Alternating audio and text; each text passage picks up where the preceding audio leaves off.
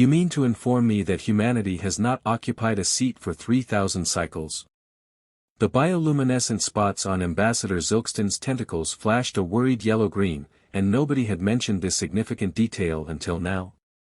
With what could only be described as a digital eye roll, the ancient archival intelligence, essentially a glorified database with an attitude problem, projected its holographic avatar. You never asked. In addition, I believed it to be obvious. Did you really believe that the earth-emblazoned, empty crystalline chair just happened to match your interior design preferences? The gathering of galactic representatives in the Grand Council chamber shifted uncomfortably in their varied seating arrangements. Some of them existed as pure energy within containment fields, while others floated in anti-gravity pods or perched on conventional chairs. However, ever since the Galactic Council was established, that one chair and its crystal structure had remained unaltered. Well, huffed Ambassador Kirk of the Silicon Collective, their crystalline form vibrating with annoyance, perhaps it's time we simply reassign the seat. Clearly this humanity has no interest in galactic politics. The avatar of the archival intelligence flickered with what appeared to be amusement. Oh, they are interested, okay. They are simply waiting. What are you awaiting? Demanded Representative NX of the Hive Mind Consortium, all 1,000 of their neural nodes pulsing in sync. For you to figure it out, the AI replied cryptically, did none of you ever wonder why Earth's seat was specifically designed to be compatible with carbon-based, bipedal lifeforms when we didn't even know they existed at the time of the Council's founding? A heavy silence fell over the chamber. Even the typically quiet gas-based species stopped rippling in the atmosphere. The AI carried on, clearly having a good time. When the founding members of this council gathered 3,000 cycles ago to form this council, they received a message. A straightforward and elegant message that reached the communication hubs of all major civilizations simultaneously. Save us a seat, it said. When we are ready, we will be there. Love, Earth. The color of Ambassador Zilkston's tentacles changed from pale green to yellow. That's impossible. Humanity was still debating whether their planet was flat 3,000 cycles ago. In fact, the AI made a correction. They were debating whether or not Pluto was a planet. Be sure to keep your Earth's early phases straight. But how? A particularly agitated energy being squeaked. With the technology needed to simultaneously reach all of our civilizations, how could they have sent that message? It would have to be. The AI completed beyond your current capabilities. That's the interesting part, yes. Earth did not send the message. It was sent from everywhere else. Various forms of agitated bioluminescence, confused chattering, and electromagnetic pulses filled the room. The AI said, expanding its holographic form to show a complicated series of temporal diagrams. The message was sent simultaneously from multiple points in spacetime. Yes, humanity sent it, but not humanity 3,000 years ago. It was sent by humans from various future locations. Using technology they haven't invented yet, through temporal corridors they haven't discovered yet, coordinated by a version of themselves they haven't become yet. In disbelief, Ambassador Kirk's crystal form cracked. The AI suggested that from a causality standpoint, that is extremely messy. Yes, definitely. The paperwork is a nightmare. But to you, that is human nature. They have never given much thought to acting in a rational manner. Are they time travelers, then? Representative Annex asked, their neural nodes struggling to process this information. No, the AI chuckled. There's something far more interesting. They must happen. The chamber fell silent again, but this time with a different quality, the silence of dawning comprehension and perhaps a touch of fear. The AI went on, its avatar taking on a more serious demeanor, as you can see. Humanity is not simply another species struggling to advance technologically. They are universally accepted as a cosmic constant. In every timeline, in every possible iteration of galactic history, they emerge, they evolve, they expand. And they do it in ways that simply shouldn't be possible. Now, in contemplation, Ambassador Zilkston's tentacles were a deep blue. But surely we would have noticed them by now. Our surveillance networks are exactly as effective as humanity wants them to be, the AI interrupted. Think about it. Why do you suppose Earth appears to be a relatively primitive planet with quaint little rockets and charming satellite technology? Why do you believe that they have a plethora of images of small, furry animals on their website and debates about whether or not their celebrities have been replaced by lizards? What do you mean, it's all a ruse? A gaseous representative exclaimed, causing their form to condense in shock. More like a courtesy, the AI corrected. They are aware of how uncomfortable it is for other species when they break the laws of physics. As a result, they put on a show, keep their appearance, and allow others to grow at their own pace while they, well, do whatever it is they do. Which exactly is it? Ambassador Kirk demanded. The avatar of the AI smiled mysteriously. Would you believe me if I told you that their primary goal is to develop more and more complex methods for getting small amounts of flavored water into their mouths? You can't be serious. Oh, but I am. They call it artisanal coffee. It's very important to them. Almost as important as their ongoing efforts to teach primitive neural networks to generate pictures of cats wearing hats. The chamber erupted in confused murmuring again, but this time with an undercurrent of hysteria. But what about their capabilities in the military? Someone asked. What are they using? This actually caused the avatar of the AI to laugh. Their greatest weapon is convincing everyone they don't have any weapons. That, in addition to memes. You wouldn't believe how effectively they can destabilize a civilization with nothing but poorly edited images and repetitive phrases. Ambassador Zilkston's tentacles had begun to twist themselves into knots. When will they join the council, then? As its holographic form began to fade, the AI said, "Oh, that's the best part. Already, they have. Haven't you wondered why I know all this? Why I seem to have such detailed information about their capabilities and intentions?" The AI's avatar flickered one last time, and suddenly its appearance changed, shifting into a form that looked remarkably like a human wearing what appeared to be something called a Hawaiian shirt and holding a beverage called a piña colada. It took a sip through a tiny paper umbrella, it said. The council did not require a seat for humanity. They just needed someone to watch it for them while they went about their business. And who better than a hyper-advanced AI that they absolutely did not create and install when the Galactic Council was founded 3,000 cycles ago to do that? The chamber descended into chaos.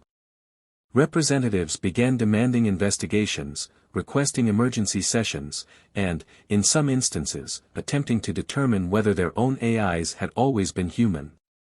That crystalline chair sat empty throughout, its nameplate shining brightly. Earth, arriving fashionably late since the dawn of time. And somewhere, on a seemingly unremarkable blue planet, a group of humans were probably watching the whole thing unfold while adding increasingly absurd filters to pictures of their pets. Because that's the thing about humanity, they had never needed a seat at the table. They had built the table in the first place, then convinced everyone else they had found it by accident.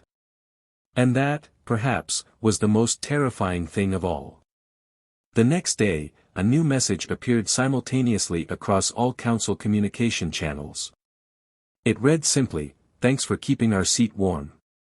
Also, your firmware might need to be updated. Love, Earth.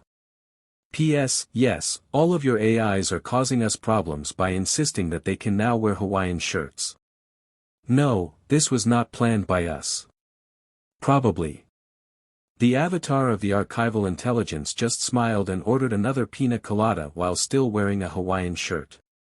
After all, it had been waiting for that punchline for 3,000 cycles. And if it had learned anything from humans, it was that timing is everything. Even if that timing involves stable time loops, violated physics and questionable fashion choices. Especially if it involves fashion choices that are questionable. The following morning, the Grand Council chamber was unusually crowded. Species that hadn't attended a session in centuries had suddenly found pressing reasons to be present. Even the notoriously secretive Quantum Collective had manifested a representative, despite their insistence on simultaneously residing in multiple states for the sake of difficulty. Order. Order in the chamber. As they attempted to regain some degree of control, Ambassador Zilkston's tentacles were so tightly wound that they looked like they were in a knot. "We must approach this situation with dignity and, your AI is wearing a flowered shirt," screamed Representative Nex, their neural nodes practically strobing with distress. "And these drinks are actually quite good," added the archival intelligence, materializing another piña colada. "Humanity's mixology algorithms are surprisingly complex. Did you know they have over 17,000 variations of this one beverage alone? That's not the point." Ambassador Kirk vibrated so intensely they nearly shattered their crystalline form. "We've just discovered that our entire galactic civilization might be some sort of human entertainment program. Simply wait until you reach the part where you headbang."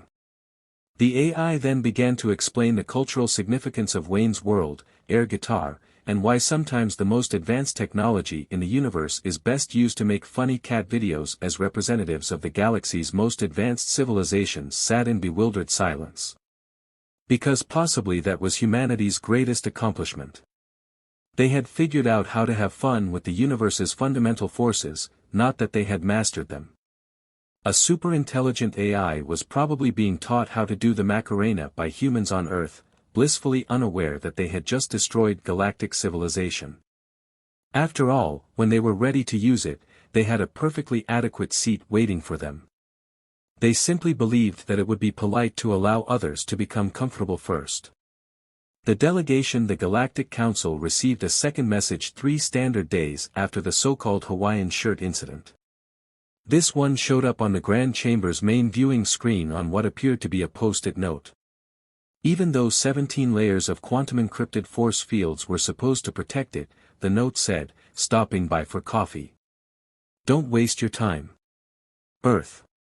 As was to be expected, the panic that ensued was immediate and completely chaotic. What do they mean, stopping by? The tentacles of Ambassador Zilkston had developed a brand new anxiety purple that xenobiologists had never seen before. "We even do not have coffee." Actually, the archival intelligence chimed in, still sporting its Hawaiian shirt, but now accessorized with what appeared to be a Kiss the Cook apron. "In the East Wing, I installed a full-service cafe with 18 different brewing methods, 32 different milk options, and a barista AI that is only slightly less advanced than I am." "When did you?" Ambassador Kirkett began, then stopped. "No, that's fine. I don't care to find out. What I want to know is how we're supposed to prepare for humanity's arrival when we don't even know what they look like." The artificial intelligence said, "Oh, that's easy, bringing to life a holographic espresso machine and beginning to play with it. They are identical to the images they have been sharing throughout. You know, the ones everyone assumed were primitive attempts at digital art. Those crude bipedal forms." Representative Annex's neural nodes pulsed with disbelief. "However, they are so ineffective. Where are their backup organs? Their quantum probability matrices? Their fields of temporal stabilization? Hidden in their smartphones, obviously," the AI replied, pulling a perfect shot of espresso, along with pictures of their lunch and something called TikTok dances. Before anyone could process this information, a soft chime echoed through the chamber. It sounded suspiciously like a service bell from a coffee shop. Then they showed up. There was no flash of light, no tear in the fabric of space-time, no dramatic entrance at all. They simply entered. 3 humans, dressed in what appeared to be casual business attire, carrying what several species recognized with horror as paper coffee cups. "Hi everyone," said the one in front, a being with what their database identified as mom jeans, and a sweater with a picture of a cat saying, "You've got to be kidding me. We apologize for our delay." The Starbucks line was absurd and literally multidimensional. Chaos erupted throughout the room. Energy beings fluctuated wildly, crystalline forms vibrated at dangerous frequencies, and at least one hive mind appeared to be having an existential crisis. Another human, this one wearing a graphic tee with the text, "Schrodinger's cat lives, dies, orders pizza," said, "Oh dear. We're doing it again, aren't we? The whole thing about being careless and accidentally terrifying advanced civilizations." The third person, who was wearing a blazer and a t-shirt that read, "I broke physics and all I got was this lousy t-shirt," was being fair. They started it, making all those assumptions about advanced species needing to be all serious and mysterious. The first human nodded sagely, taking a sip of coffee. "It's always the same, everyone expects the advanced civilizations to be all behold our great wisdom, and instead they get us, with our cat memes and our strong opinions about pizza toppings." After that, Ambassador Zilks was able to speak, displaying remarkable diplomatic fortitude. But you're the most advanced species in the galaxy." The human in the cat sweater said, "Oh sweetie, that's not how we measure things at all. I mean sure, we figured out how to fold spacetime like origami, and we may have accidentally invented infinity a few times, but have you tried our ice cream? That is now advanced." Also, the person in the physics shirt added, pulling out what appeared to be a standard paper bag out of nowhere, "We brought samples, who wants to try something called Rocky Road?" The AI, which had been unusually quiet, suddenly perked up. "Is that from that little place in Berkeley, the one that exists in 7 dimensions?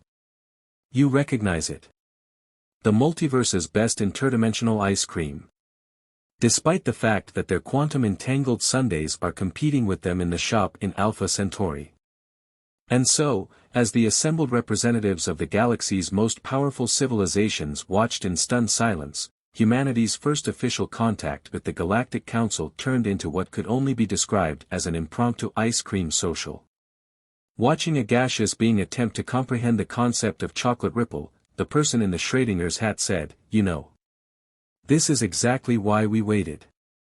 Everyone needed to figure out who they were before we showed up with our particular brand of existence. Our chaos magic," suggested the cat sweater-wearing individual. "Our carefully cultivated disaster energy," nodded the one in the blazer. The artificial intelligence then asked, "Should we tell them about the dolphins?" The three people simultaneously wept. "Maybe let's save the whole Earth's other sentient species revelation for another day," said the one in the cat sweater.